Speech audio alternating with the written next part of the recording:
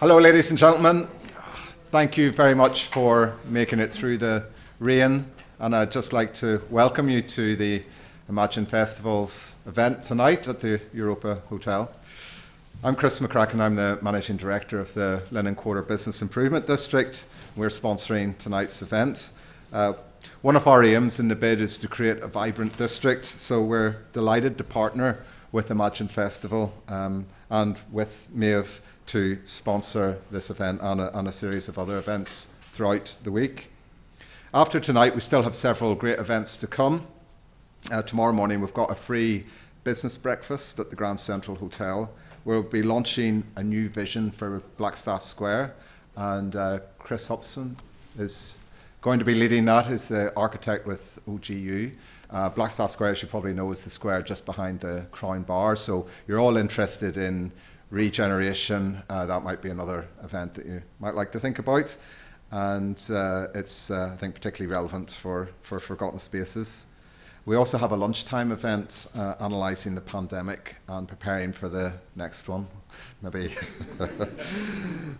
topical but edgy.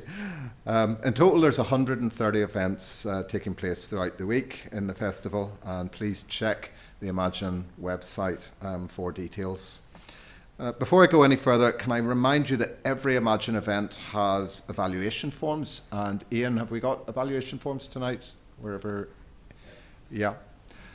So if you could please fill in an evaluation form before you leave tonight, that would really help, because we've got a journey of continuous improvement in the Imagine Festival. We'll try and get better year after year, and filling in those evaluation forms really provides us that information. So we really appreciate if you can fill those in before you go. So now, on behalf of the Imagine Festival and of Linen Quarter Bid, I would delighted to welcome you to today's event, How to Regenerate Forgotten Spaces. I'd particularly like to thank everyone that's contributed photos on Forgotten Spaces, the website, along with suggestions on how these spaces could be reused.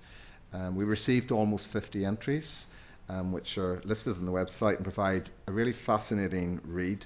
So by all means, after the event, please do take another look through those.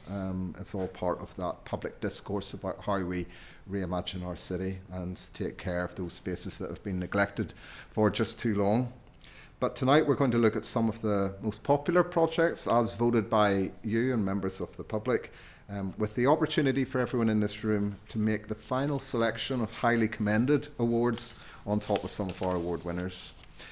We've also got we've got three fantastic speakers. We've got Meadhbh, of course, who's organised and created this festival, and really want to thank her for bringing all of this together. And two guest speakers, Sean Dolan from Belfast City Council and Seamus Connolly from Glasgow City Council. They both have deep insight and professional experience in regenerating forgotten spaces. So I look forward to introducing them in a bit more depth later and listening to what they have to say. There'll also be an opportunity for discussion and debate with the announcement of the Forgotten Spaces winners at the end of the night. But first, I have great pleasure in introducing our organiser and convener of tonight's event, Maeve McIlgorm from Liminal Space. Thank you very much.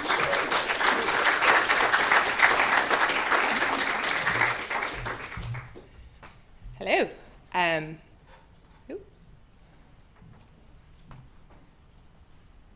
Can you hear me?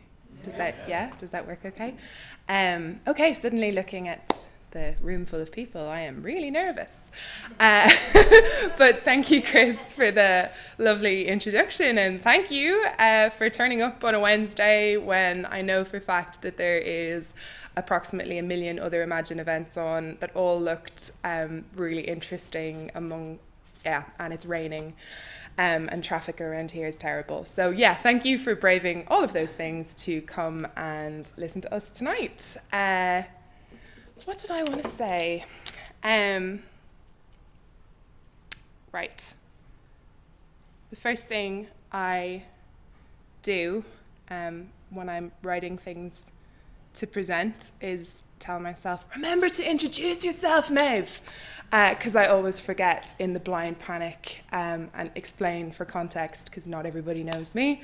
So I wrote that bit down, which is I've been the curator / project manager for the Forgotten Spaces project via my alter ego project name, which is Liminal Space Belfast. Many of you in the room do know that, but Liminal Belfast was a project that I began during lockdown. I had this mad idea to use the alley at the back of my house as an exhibition site, and the Arts Council Northern Ireland funded it. Everything since I really didn't expect to happen, but I'm really glad it did. Here are some images from that first exhibition in 2020. I think because it was the pandemic, not that there wasn't, other things to do, but there was definitely, we were forced to spend more time at home, and suddenly everyone started caring a bit more about the space where you used to just put the bins out. And all across the city, not just from, what I did, but there was certainly a real appetite to do more with that space. And that's how I met Peter from the Imagine Festival, who's not here tonight, but I really have a lot to thank for, because he was like, that's a bit different and a bit weird. Like, do you want to do it for Imagine 2021? And I was like, all right, cool. Let's see what we can come up with. And I have some images from that too on the website. This is all at liminalspacebelfast.com if you want to have a look in more detail.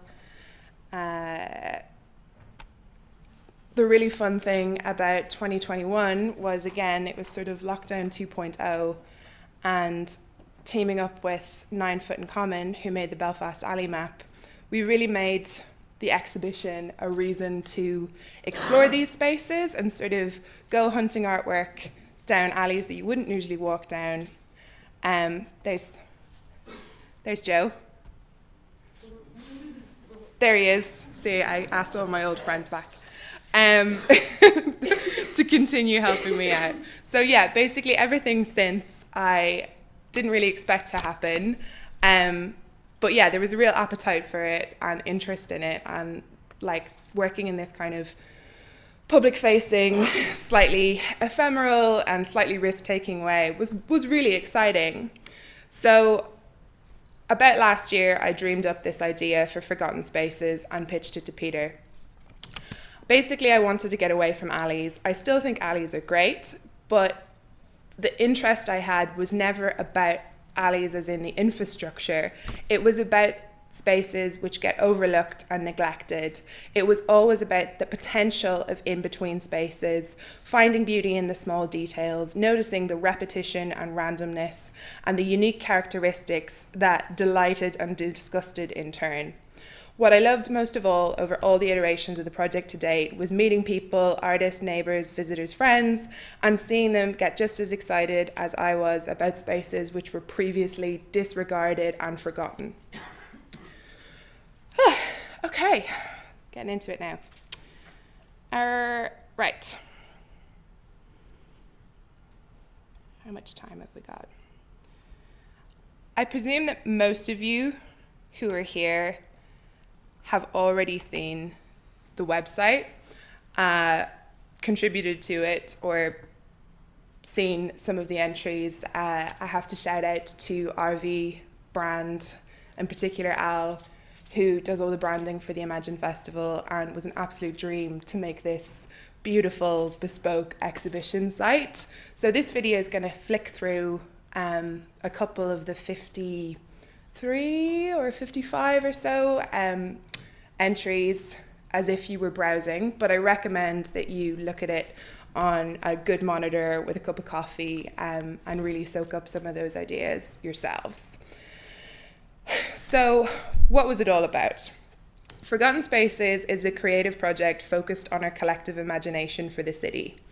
We are interested in derelict buildings, waste ground, and development sites in limbo, not because we are trying to address the myriad of complexities about land ownership, access, or regeneration, but rather because we are trying to draw attention to the vast number of neglected, unloved, and underused spaces in our city, which seem to get forgotten or ignored in top-down conversations. The show had close to 50 submissions spanning most of the city. There was surprisingly little duplication, and barring a few notorious and well-known spots, but even at this, people had different ideas or interpretations of the theme/brief.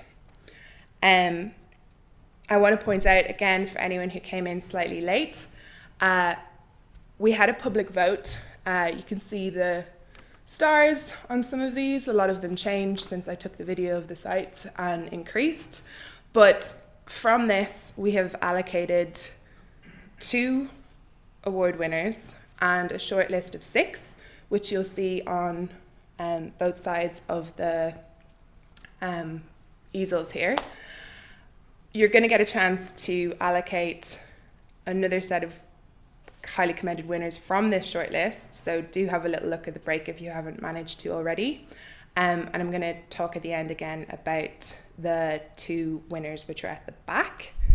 I wanted to say a little note about competition. It was an art project, and really there's no winners in art, but the reason that we decided to do a little bit of a competition was really because it's online, it's very intangible. We wanted to have a reason for people to engage with it and not just passively look at it.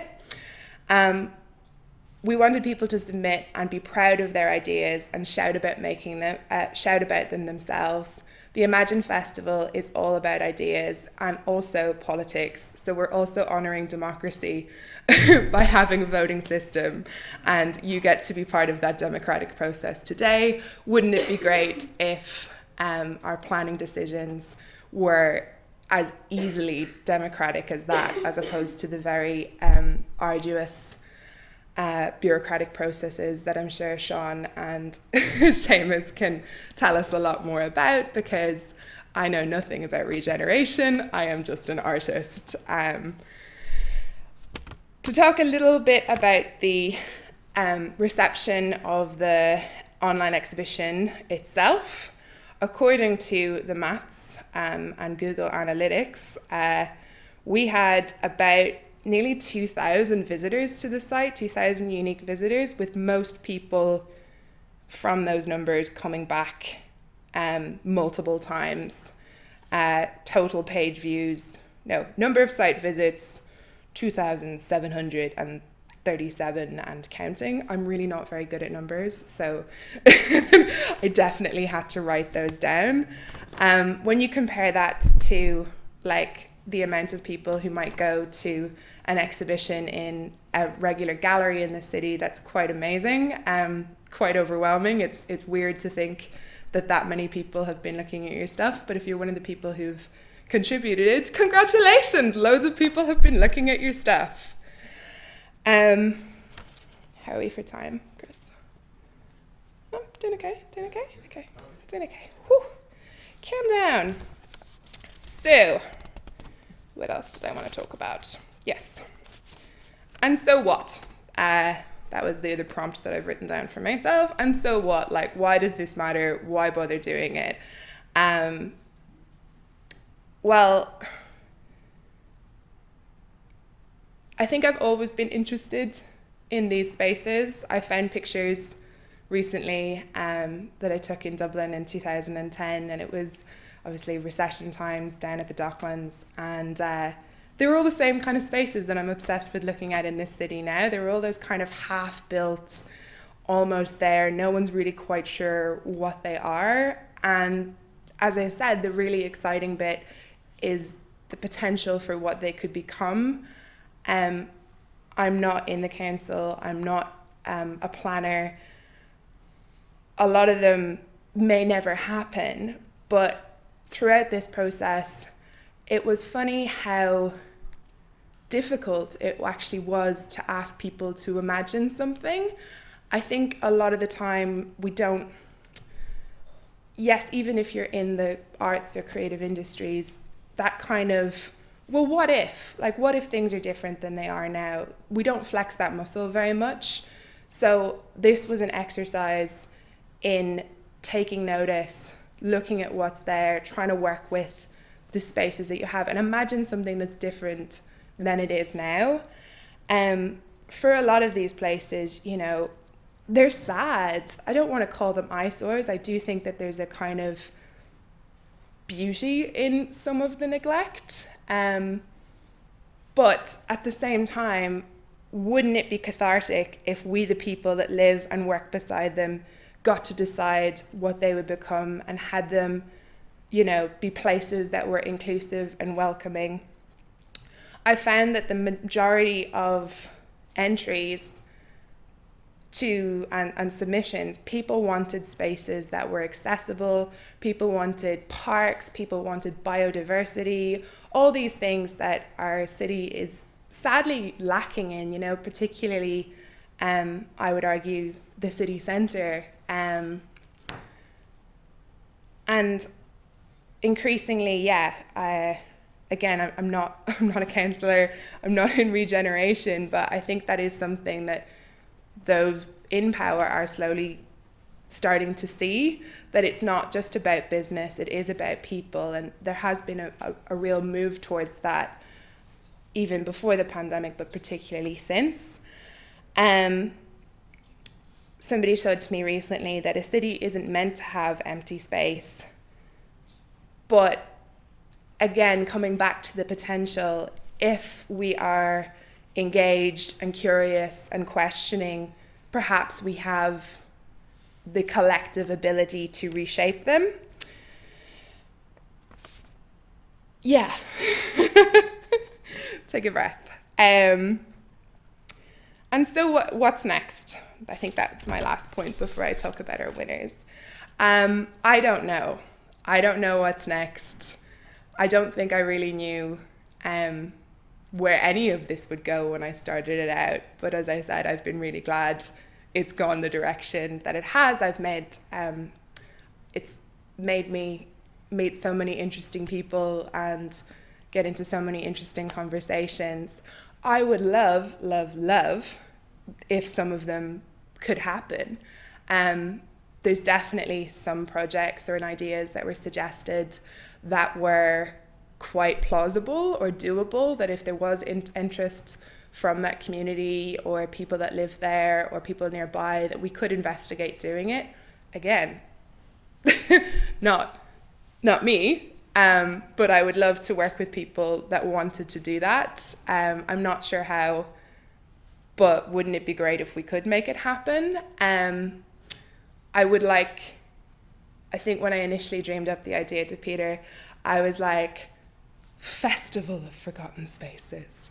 Let's do something really impermanent and momentary, like performance, and plan all these things for these spaces, just so as people, like we did in the alleys, suddenly see them differently and think, oh, hang on a second, maybe it is possible. That doesn't just have to be a waste ground that I walk past on my way to work. That could be something that gets used by everybody every day. So that would be great, but when we get to the conversation at the end, I don't know, maybe you all have some ideas. I don't know, but I'm really open to that conversation.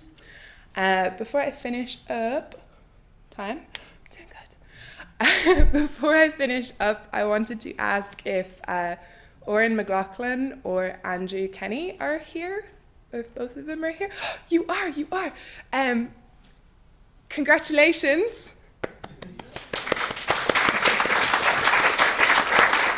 Because your two entries, by a massive landslide, won the public vote online compared to everybody else. For anyone who hasn't maybe seen them, they are at the back. You can look in the break. And I really wanted to commend you on just the innovation.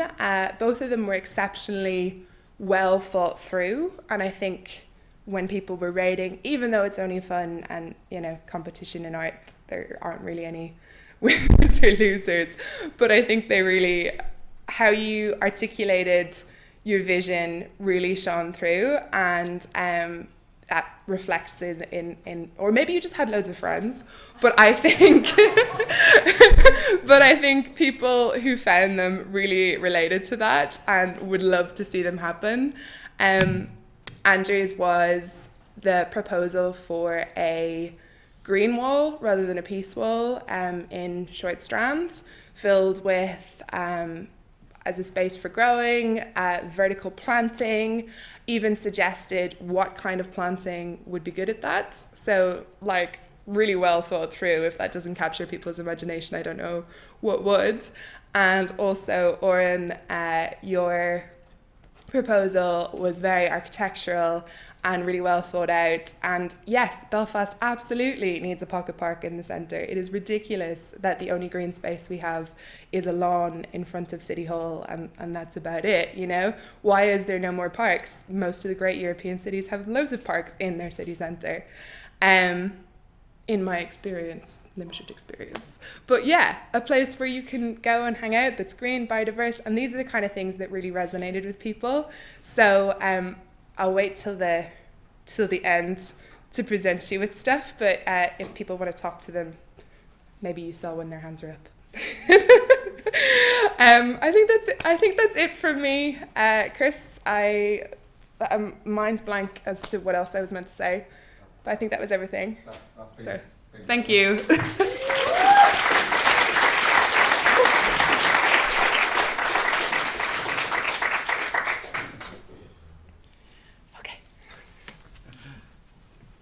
Well, thank you very much, Meadhbh, for helping inspire us, helping shine a light on some of these forgotten spaces. I think the intersection between creative arts and regeneration is a really important one, and they have mutually reinforcing skills. So you may not be a planner by profession, but what you've done tonight has been equally important. So thank you very much, and please say thank you again to Meadhbh for that.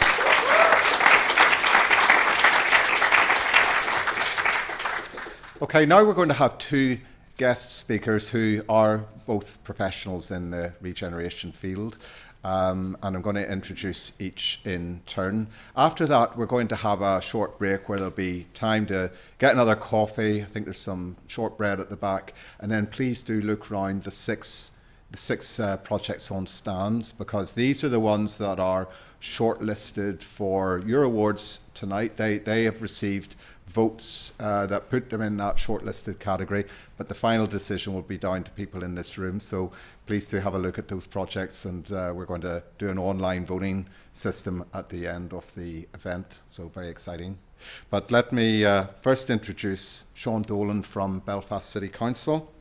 Sean joined the City Council in 2017 in his role as Senior Development Manager within the City Regeneration and Development team.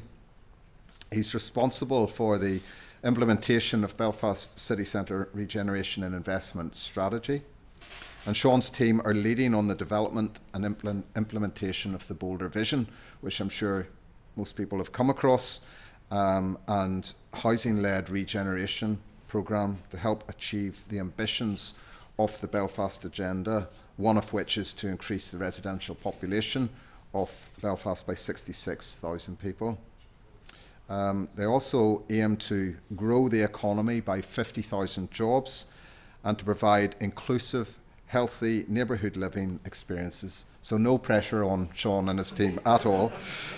Prior to this, Sean spent 17 years in the private sector, delivering large-scale infrastructure and urban regeneration projects throughout the UK. So Sean, if you'd like to join us at the stage here, thank you very much.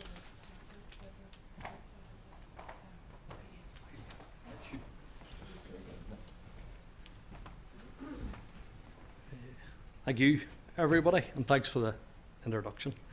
Chris, it's hard to follow that, that's what it is, and live up to it. I'm hitting a stage of life where I don't know whether I need glasses or don't need glasses, so just give me a second till I figure out how to use this screen. Let's see, I think that might be better. If you go to... Yeah? Yeah? I think that's, that'll do. No. That'll do. Can it not go...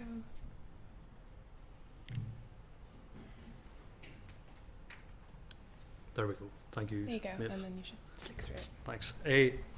As Chris said, I'm City Council in the City Regen Development team, which is strange because the council neither has regeneration powers or infrastructure powers, but we're heavily vested and involved, I suppose, in terms of bringing development forward, but as well making sure that development's encouraged and supported by the right level of infrastructure as well. Like any good public sector organisation, we have loads of policies, strategies, master plans, etc. for every probably square inch of the town. Delivering them can be somewhat harder and somewhat more difficult. I was kind of going to focus tonight maybe on one of the strategies in particular, but then talk about some of the things that we're doing around reimagining the places that we're all talking about and see on the screens and the easels around the room.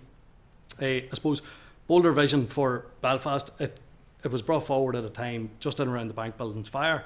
The whole city was closed down. People didn't know how to navigate from Donegal Place to Royal Avenue, that couple of 100-metre stretch. There was a lot of work done at that time around, how do you use the streets and places whenever the cars and buses are taken out, and real appetite and a real drive from the public and from the council as well around how we better use our streets and places.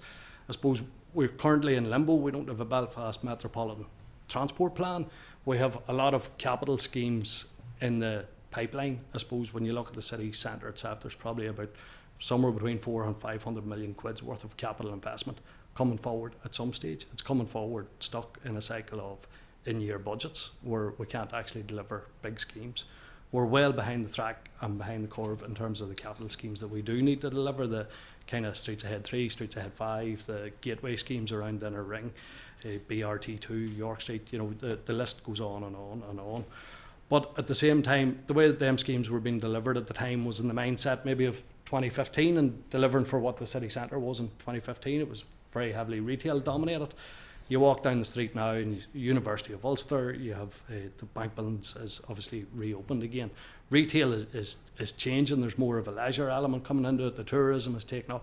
It's a different user in the city centre, and we need to build that city centre living base as well. We need to get people back living in the city centre, but we need them as full-time residents. We need sustainable communities where people can actually live and grow and bring up children. It's not just about the city centre isn't a good place to bring your children for a day out. We need places where they can actually live and grow up. So that was really where the bolder vision was born out of. It was filling in that gap to create a transport plan and trying to inform the capital schemes down the line, coming down the line, informing them better.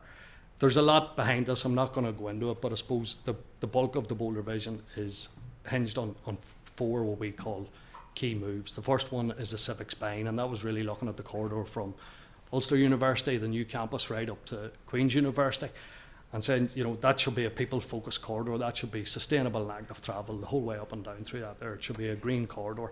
It should be our green spine run right through the city itself. We don't need the kind of level of car infrastructure that we've catered for years and years. The next one then was the Inner Ring, and it's been a historical problem. City centre's been doing well for the last couple of years. Take the COVID years out of it, it was development and regeneration and jobs and skills employment were growing, but at the same time, city centre is circled by some of the some communities that have the highest level of deprivation in Northern Ireland. That kind of skills and employment and growth and opportunities aren't bleeding across, and the city centre is dominated by hard road infrastructure. We need to kind of rebalance that and say, as we're going to address the climate emergency, we need to be focusing on sustainable and active travel rather than the road infrastructure dominance that we have at the minute for the private car. All of that will help to support break down some of them barriers between the local communities and the wider arterial routes. Like I mentioned before, city centre living, we have an awful lot of space in the city centre. We have somewhat of a city centre new population coming through. We have the historical population in there as well, but as well we need to increase and the residential opportunities, and not just the developments, but making sure that we have spaces and places coming forward where it's actually sustainable communities coming forward where people can live and bring up their families. I think when COVID happened and the workers and the tourists, etc., were locked up at home, there was nobody in the city centre. There's no residential population base there to keep it there. We need to, if we're going to have a city centre that survives in the future, we need to address the climate, but as well we need to diversify the offer and the base of users within the city centre. The final bold move was around embracing the lagging as well. We have a fantastic natural corridor that runs right through the city, and we kind of underutilise it a wee bit. We need to get better not just at using it and bringing forward the right level of infrastructure, but as well then how we actually activate it and animate it. There's a lot of plans and projects that sit behind this, and I suppose at the first level it's underpinned by the capital projects that we know, the knowns, the streets aheads, the BRTs, etc. But then as well we're working with partners across the city and leveraging and applications for additional funding, whether it's going to be levelling up or shared island or the innovation districts or city deals. We're trying to bundle up packages of projects that we can pitch for external funding, knowing how tight the public purse is at the minute, and try and attract additional funding coming forward. But again, these are the big strategic capital projects that are going to take years and years and years to deliver, and we can't really wait that long. We need to get better at curating the spaces and places that we have at the minute. We have been doing that to some level of success for the last couple of years, I suppose. The bank buildings fire was the first element of it, and we introduced green spaces in the city centre and brought forward various different projects. And then as COVID happened, and actually once you took the people out of the town, you realised how bad the town was, how dirty it was underfoot, how badly maintained it was. I think for years that was masked by people. So we put together various different projects and programmes to try and bring forward initiatives, ideas, projects to better use our public spaces, to reanimate them, to help people come back into the city centres, but as well to help the kind of existing businesses, whether it was retail, hospitality, leisure, etc., use their outdoor spaces better and cope with the issues in the pandemic. As Chris said earlier on, I kind of come from private sector background, civil engineer. I'm not that creative, if I'm honest. But behind and within my team, there's a lot of very dedicated creative people who in turn have a creative design team and delivery partners across the city that kind of approach these areas with a gusto, and really tuck into them and thought, right, well, look at the streets, a wee bit of a playground here for a wee while. Let's see what we can do. Let's see what the art of the possible is. We closed a couple of streets on Union Street and Brunswick Street here beside Blackstaff Square, and on Adelaide Street closed on-street car parking, and kind of in conjunction with the bids as well in the areas, and with them helped to bring forward projects that kind of forced us to think about, do we need this road space? Can we do it a wee bit differently? And how does it work? These were all kind of temporary pilot schemes that were meant to be quick, easy wins. They were meant to be delivered very quickly and kind of take hold of the movement that was happening at the time. Probably about 2 years later, we were starting to sign off through the statutory processes after a lot of blood, sweat and tears and foul language and all sorts of things. But it was a long and arduous journey, and I think we've delivered some really good schemes out of them. If we looked at the Union Street scheme in particular, there was a conflict at that time between the hospitality and the kind of blue-collar businesses in the area. We had to work for months to try and work that relationship through and establish how we were going to use the street. But actually, once it actually got up and running, all of the occupiers in the street love it. I can't see them actually ever envisaging it turning back.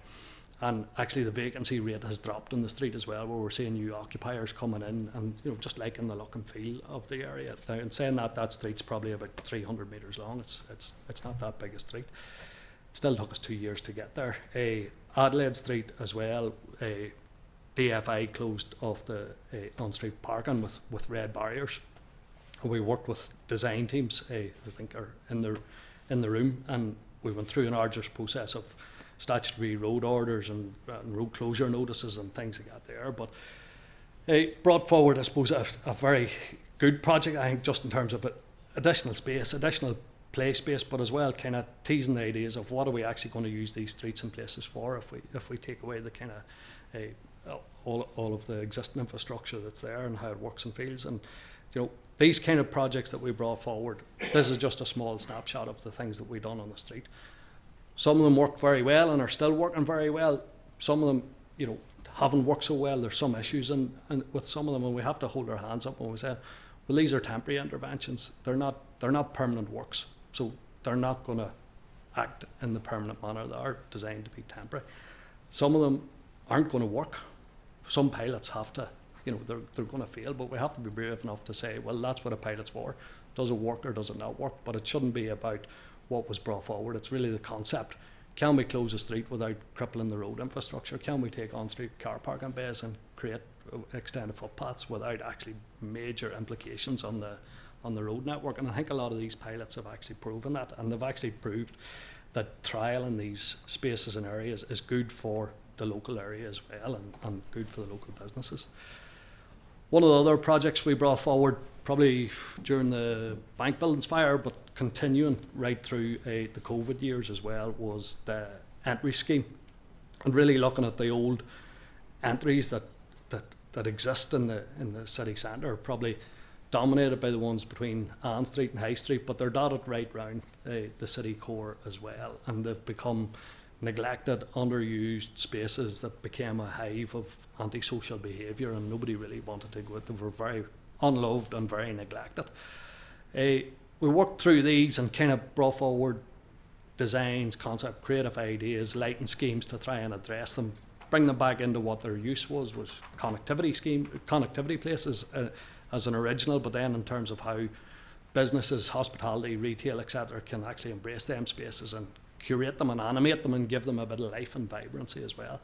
I think that this scheme has worked exceptionally well. Again, it was probably easier to implement than the road-based schemes because they were off the public highway, so straight away you were on a bit of a winner there. But ultimately, when we were looking at the entries, you might have had multiple landowners and occupiers along the length of the entry at a local level.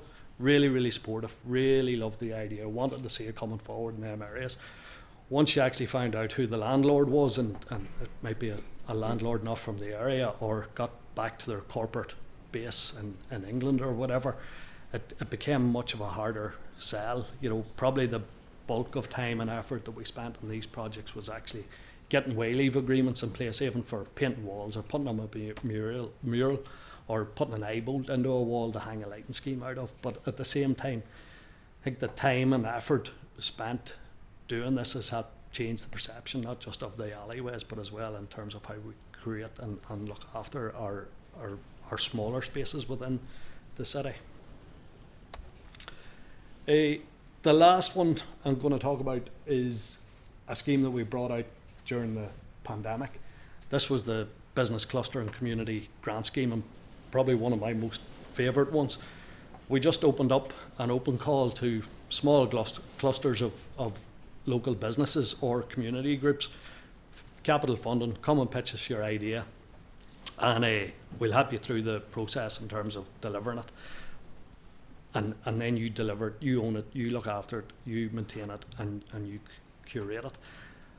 We opened it up and we weren't 100% sure what was going to come back in. We were a bit nervous, actually, if the truth be told, but the range of projects that come back were phenomenal. Like, you know, we had kids play parks, we had outdoor social areas and sports clubs, we had community gardens, we had placemaking schemes, murals, things like that there. An awful lot of them that come forward were for community groups, and it was about outdoor use and a facility for them to engage young people, both in terms of the outdoors and looking after green spaces and things like that there, but as well addressing mental health issues and things like so. There was an underlying current across a lot of these where it was addressing problems with young people and helping them to deal better with their issues and their problems. Probably delivered, I think, off the top of my head, about 51 of these schemes across the city. 16 of them were geared towards the business sector, and the rest of them were all delivered by community groups. But what I loved about these was it was the community groups coming forward and saying, we have a space here, we know what our problem is, this is roughly what we might want to do. We had a design team in the background then that helped them build up their concept designs, build up their pricing schedules, help them through the statutory process. And then they undertook the delivery and management and maintenance of the spaces. So it was local solutions for local problems, but as well, it's them groups that are activating and animating the spaces. You know, I think that's one of the problems that we do have here. We have loads of space. They're a bit sterile in nature and design, but actually animating them and activating them is another problem.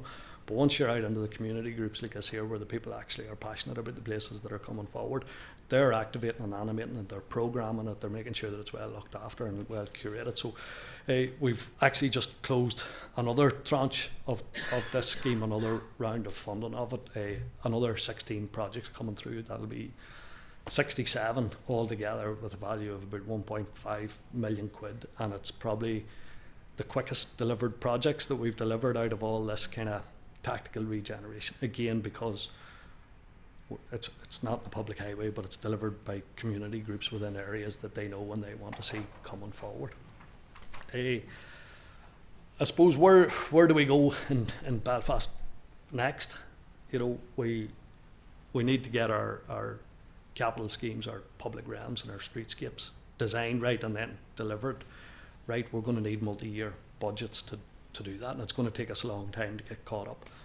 But as well, I still think that there's a place within the city to deliver these type of projects that address these kind of problems. We have loads of spaces that need addressing. I don't think we're going to get them all, but at least we need to keep chipping away at it and keeping this momentum going. We're very shortly, hopefully, pending a confirmation of funding, coming out with another call now, and it's going to be very similar to this kind of business cluster and community grant scheme, where it's a grey to green scheme, a small and medium grants for businesses, for community groups to come forward and say, look, we have an idea, we could do with a couple of quid to deliver a green scheme here, and we'll work with you to bring it forward. I'd like to think this kind of project and programme can keep rolling and keep delivering, because I think we have quite a lot of spaces to address and to improve. So that's just a wee small snapshot. Hope I haven't bored you too much, but thanks for your time.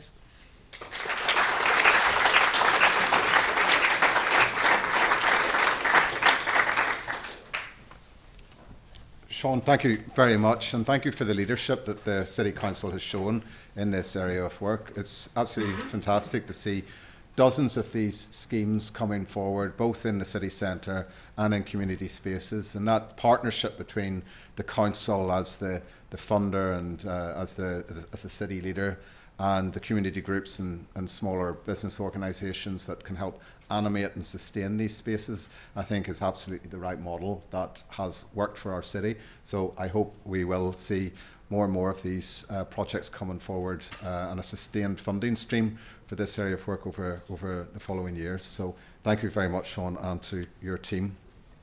So the second guest speaker that we've got is Seamus Connolly, who is Group Manager for Parks Development and Bereavement Services at Glasgow City Council. And he's overseeing delivery of key council strategies, including the Food Growing Strategy, Local Biodiversity Action Plan, Green Connectors and the Tree Action Plan. Seamus has a background in horticulture, employability programmes and environmental regeneration, and he leads a multidisciplinary team within the Neighbourhood Regeneration and Sustainability Service of the Council. Seamus previously initiated, developed and delivered the multi-award winning scheme Stalled Spaces, which placed community involvement and empowerment at the heart of the process. So this was subsequently rolled out across Scotland, and the initiative exemplified what can be achieved in collaboration with communities, landowners and the council. And in his free time, Seamus is also a budding author, with one book recently published and a second to follow shortly. So, Seamus, the stage is yours. Thank you.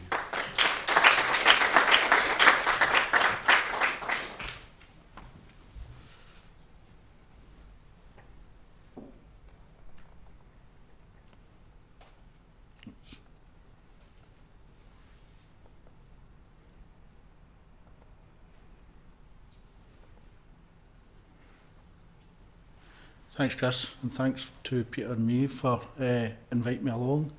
I know you'll all be dying to go out and buy my book, but hold hard because I had a fallout with my publisher, so I need to get another publisher before that will happen. So I'm just being a diva. That's what authors do, isn't it? So, but anyway, down to business. Stalled Spaces in Glasgow City Council. I think what you'll see, that there's, I think we'll all be aware that there's a kind of correlation between Belfast and Glasgow, the industrial past and history that we both have. And I think you'll see some of the examples here. Certainly the examples that I've seen today, and Maeve showed me in a wee tour of your city earlier, that some of the projects are actually quite similar. So, still spaces. So, just to give you a brief introduction of where we are, the background of how it came about, the delivery, what our outcomes were, and our lessons learned, and what our next steps were.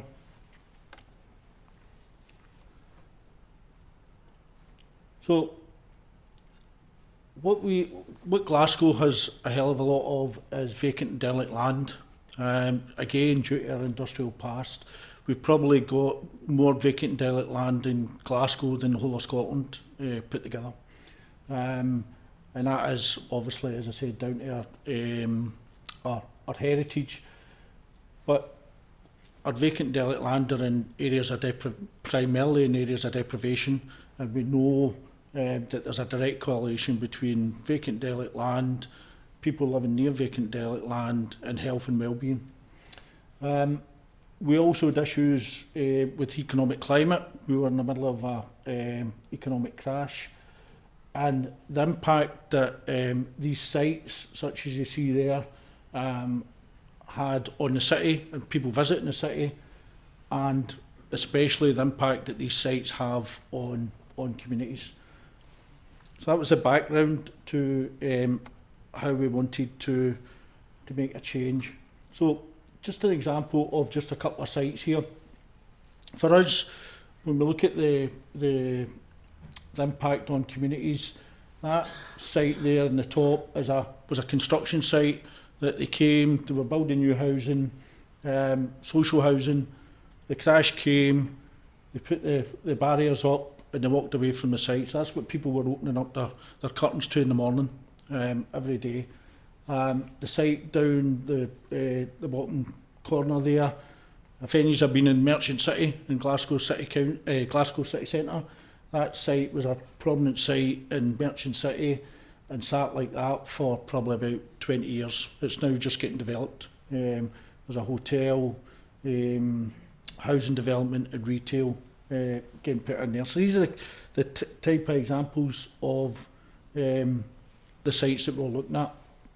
So what we done was we developed a website, first of all. We've done a lot of analysis around the city, and we developed a website of information that community groups could come forward with to look at how we can improve their spaces and spaces that were impacting on their everyday life. And it was about temporary use of sites and temporary use of areas. So we developed signage such as a community fit for a wee bit, that type of idea, a wee space for a wee while. So we had a website showing examples of what could be done. We had a funding scheme, a very small pot to deliver improvements on sites that were coming forward. And we facilitated by providing professional advice, much of probably the same sort of stuff that Sean was talking about. We negotiated agreements with developers and landowners. A lot of the sites that were developed weren't in council ownership. So we were going out on behalf of community groups and engaging with developers and landowners to secure temporary agreements for community groups to use these sites. And that was probably one of the key things to the whole project, was making sure that there was an agreement between the landowner and the community groups on what could be getting done there. And everybody was perfectly clear what was permitted and how long it would be on site. Some of the sites that we were talking about were very small spaces within a local community. Some of them were sold for £24 million during the boom. So that was the kind of level that we were going for. And it was about providing that small bit of seed funding to kick-start the projects and to help with capacity building with community groups who may have had an idea, but they didn't really know how to take it forward to the next stage, and maybe they'd need to become a constituted group, they would need to apply for other funding, and how could they organise themselves to actually develop a project and take their aspirations forward. And to do all this, we obviously linked to Glasgow's key objectives about health and well-being, and our key strategies, so that we could show that there was a golden thread through all this stall space work that linked to everything that the council would expect in us as officers to deliver. What we done was we developed a team within the council, and it wasn't about a team that it was a kind of virtual team. It was about letting all these different services in the council know that this project was live, and we'd maybe come and talk to you at one day about a certain project that might be happening in an area that you own, or we might need planning permission for a certain space. What I don't know about Belfast City Council, but I know from experience in Glasgow, it's a huge organisation, and when somebody phones up Glasgow City Council looking for information, they get passed around the houses, they get put to one department, to the next department, to the next service. Well, that's not the officer that deals with that. You get put over to the next one. So what we were developing is a one-stop shop. So if you were looking for stall spaces, you'd come to our team, and we would go and speak to all these different services, whether it be legal services around lease agreements. Do we need ownership checks done? Do we need planning permission? And if the land was owned by the council, which section of the council did it actually belong to? So we had a lead officer that led on that, and that was part of the overall local development plan and our open space strategy. So what we were doing is we were really promoting different themes, if you like, of work or projects that the community could take forward. And this wasn't written in stone. This was just to give people a wee bit of idea of what they could do. So outdoor arts projects that might only be there for a day or a week. Urban growing, gardening was really popular. Natural play, developing spaces where children could play freely. Environmental education and green networks and biodiversity, the whole ecological aspect of creating spaces where or habitats where animals could travel from one habitat to the next.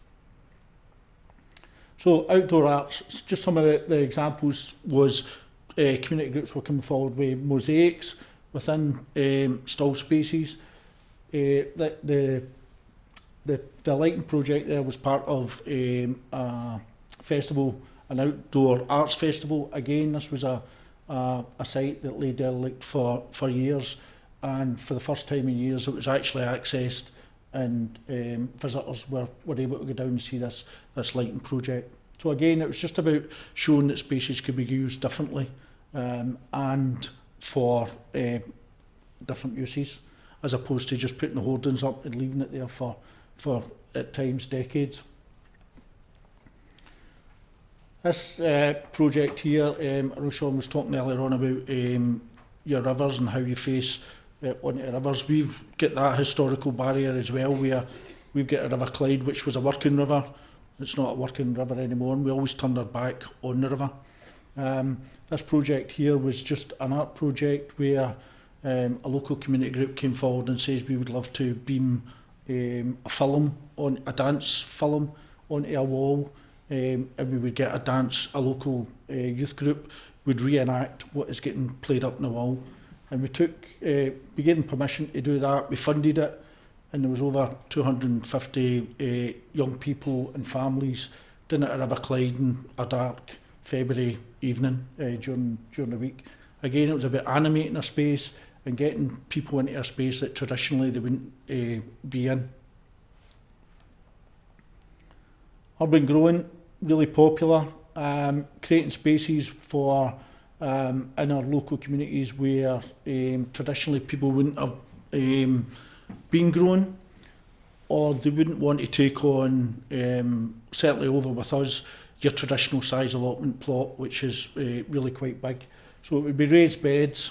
We've got a lot of contaminated land as well as vacant derelict land. So if we grow plants in raised beds, then it takes away that contamination aspect as well. Beehives as well. Having beehives within a local community was one of the projects that came forward that we were happy to fund. And environmental education was a key part as well, getting school children out and involved in the project as well. And what we also done was we linked urban growing to the curriculum for excellence, which is the educational levels that the children in school Scotland work to, and we developed an app that linked food miles to growing. So if you're buying your tomatoes from Spain, how many food miles is that, as opposed to growing them in Shettleston in the East End of Glasgow. And that again, as I say, is linked to curriculum for excellence. And from this, we had groups growing out, nursery groups taking on sites, taking on plots within growing spaces, and really getting involved in the local community. So if we look at some of our outcomes, in year one we brung 15 hectares back into use. Over 9 hectares of that was within our worst areas of multiple deprivation. Our budget was £88,000, which in the grand scheme of things is not a lot of money. And that money came from the City Council, Glasgow Housing Association, and the Green Network, which is a kind of quango, the Scottish Government. But what we discovered when we started to do our evaluation was that we put up 88,000 community groups, managed to bring in additional funding over £500,000. So it just showed you how when local community groups really get behind a project, that you can really factor in a lot of additional capital. And this was just a spread of where our projects were for year one and year two. So that was 59 sites. What you'll obviously see from there is there was gaps in year one and year two where we didn't have a lot of activity. The northeast of the city up there, again, primarily a lot of vacant derelict land, a lot of deprived communities, and to the west of the city, round about Drumchapel and down to the south. So we started to try and do a wee bit more work in the areas to try and get people engaged with the projects and how we could possibly take things forward in their areas. Volunteering was a really big thing. Spoke earlier on about the children. We had corporate days where businesses came out and get involved in bringing spaces back into use. We had volunteers who came out and took soil samples, so we could send it away for soil testing for contamination.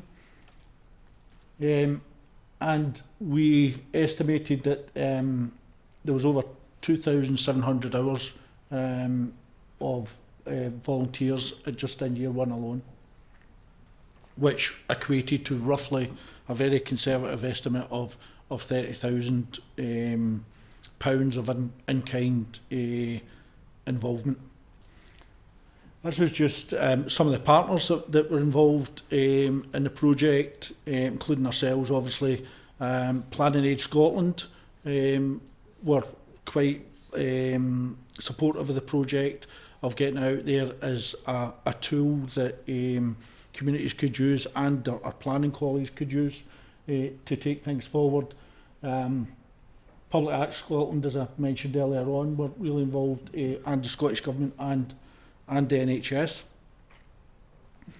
And this is just some of the landowners, as I said earlier on, a lot of this, the projects came from sites and development that wasn't in the council's ownership. So a lot of these are big players in Scotland and probably elsewhere. RBS, a huge site that they'd paid a lot of money for, which they were sitting on, and because of the crash they weren't doing anything with. The Archdiocese of Glasgow, Clydeport as well, that have a lot of land round about the river, and a lot of development organisations such as Ogilvy Homes and a huge regeneration organisation in Glasgow called Clyde Gateway. So lots of involvement with our partners. What we wanted to do after year 2 was we wanted to celebrate what the communities have actually done and what they achieved. So the project was submitted for various awards. I won a Scottish Government Planning Award. I won an award with the City Council itself, and a Eurocities Award. And again, it was about celebrating what had been achieved. And from that, we actually did an event in the City Chambers, in the banqueting hall in the City Chambers, where all the projects were invited to come in and really talk about what they'd done and celebrate and engage with each other and start sharing stories. So, a lot of the lessons that we learned, one of the main things was that we always used a legal agreement. And that legal agreement was between the developers or the landowners and the community group. It wasn't between the council and the developer. We helped facilitate that, but that's what that was between, so that both parties were clear what was expected and how things were going to get taken forward. With that, there wasn't a one-size-fits-all. It wasn't there's a blueprint legal agreement, just sign it and on you go. It was about working with the developer and the community group for what they wanted to use the site for, and coming up with a solution on that. Not all the sites were suitable. There was some sites that came forward that developers wouldn't engage with us, which meant that we wouldn't be facilitating any sort of activity on that site, because we had to maintain credibility with the developers who were committed to the project. Some sites were heavily contaminated, some sites had mine shafts, and again we would be working with a local community to try and find other sites. And it was about listening to the community and what they wanted to do, and they were the ones that were championing the project and get really garnering and getting people involved and getting people enthusiastic within the local community. And it was about the partnerships, making sure that everybody was engaged and developing that wider partnership, if you like, that if a community group was coming forward with a project, yeah, we could help facilitate that, but we knew another 4 or 5 organisations in the area who could actually get involved as well and help that community group take it forward. And as well as ourselves as council officers, and certainly with community groups, we would be saying is be persistent, really push that you want to achieve some change with these vacant and derelict sites within your local community, but be realistic. If it is, our sites were all temporary.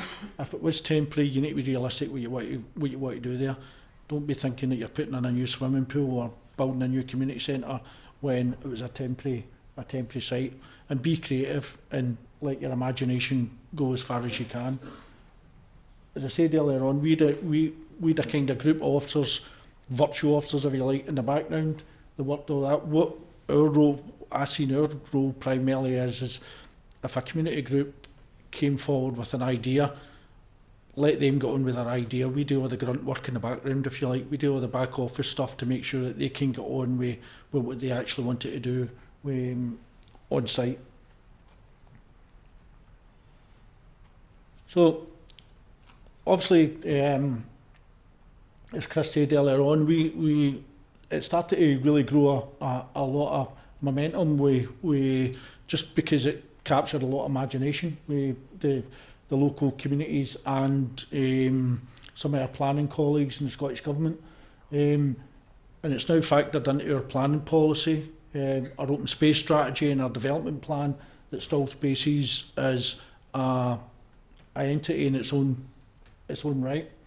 And we continue to share knowledge across the country with stalled spaces and similar projects. We do obviously the Commonwealth Games in 2014, and there was a greener legacy project that came out of that as well. And we continue to use best practice. We tried sports spaces. One thing that we tried that didn't really work was a certain using spaces for sports and sports activities. To be honest, that never really came out. It never really worked because, again, that was coming from the council pushing that. It wasn't the local community that were coming up with the ideas. And it was factored into the European Green Capital bid that the council went for in 2015. And it was adopted by the Scottish Government and rolled out to other local authorities. And this is just some testimonials of some of the organisations that were involved. There was housing associations, nursery groups, arts organisations, resident action groups, friends of groups, that were all involved in the project. And again, just some examples of some simple projects that people wanted to take forward within the local community. And that's all. Thank you, guys.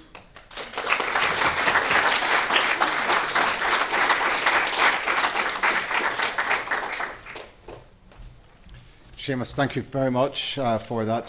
Did you want to? Oh, but I just You want want to? to get there. You can keep talking. You go ahead. Oh no. Okay, I'm just really conscious that we're Yes. we're running out of time. We're going to take a short 5-minute break. Very short, says Meadhbh. But we want to give you just a bit of time, A, to have some coffee, and B, just to have a look at these 6 projects, because we really want your vote on these 6 projects, because you're going to decide who are award winners tonight. So after that, we're just going to take a short time for some questions with our panel. So anything that you've heard tonight you want to ask a bit more about, we would really like your questions, and then Meadhbh's going to present the winner at the end of the night. Do you want to explain a bit about the voting? Yes, I will do that very quickly. Feel free to move around. I know sitting listening to things is, sore on the bum sometimes. But yeah, you just said that while you were being recorded. Thanks, Maeve. Anyway, very casually listen to me for this bit. As I said earlier, we have 6 that have been shortlisted. They all kind of came in at around the same number of votes, and I sort of sent it to the rest of the panel and said, look, is there anything else that you would add or take away? And we shortlisted these 6. I think most of the people who submitted them are here. I'm going to call on you by your names just to embarrass you a little bit, and then maybe your neighbour will be more likely to vote for you. Orla McGrady submitted the church on Fountainville Avenue, if anyone's familiar with it. It's a beautiful building that for some reason is locked up. Maya Todd submitted Clandyboyne Corner, I think I'm saying that right. Used to be a community garden. Is Maya here? She said she was going to be here. Oh, she is. And she's like, why are you picking on me? Joanna Leach, who I don't think is here. No. Back in 2009, we were meant to have Mark Hackett speak as well, and he was involved in this forum for an alternative Belfast back then. And the proposal that she sent in again was like, we've been asking for this for years. There's no residency space. And as many people know, the Garfield Bar is, one of those notorious eyesores. Over on this side of the room, I can't see them, but I think I've looked at them so long I can remember them. There is a magical space between the Peace Wall in Short Strand and Madrid Street, which I think is really poetic, because basically a peace forest has grown in 25 years that it's been gated off. And John Boucher, who is not here, nope, he's been working in that community for a very long time, and thinks it has so much potential, so do have a little double take on that one. There's also Holly. Wave Holly. Holly has suggested that this black blank wall in Skegneel would become a communal drawing board. And finally, what's the last one? Oh yeah, Gwen. Of course. Gwen has come up with one I'm really glad to see, because it was totally out of the box, and it doesn't have to be practical. It was something, this was about flexing your imagination. And instead of a crappy surface level car park, she suggests that we have a handy balloon park instead. I mean, what's not to love? So if anyone has used Mentimeter before, you go, follow the instructions at the top. There's public Wi-Fi for Europa. Go to mentimeter.com and use this code at the top. Then you'll be asked to vote for which one you think is your favourite. Spoiler alert, we're going to pick 3. And then I'm going to get them to come and get some prizes off me, including our 2 winners that we mentioned earlier. So that's how that's going to happen. Do it on your phone, get more tea and coffee, go very quickly to the bathroom, whatever you need to do. And if you have burning questions, Chris and Ian will facilitate that now, right? Yeah? No, we'll No? do that first. Oh, yeah. We'll do a few quick questions. Okay, a few quick questions. Just be quickly enough. Okay, go, do that.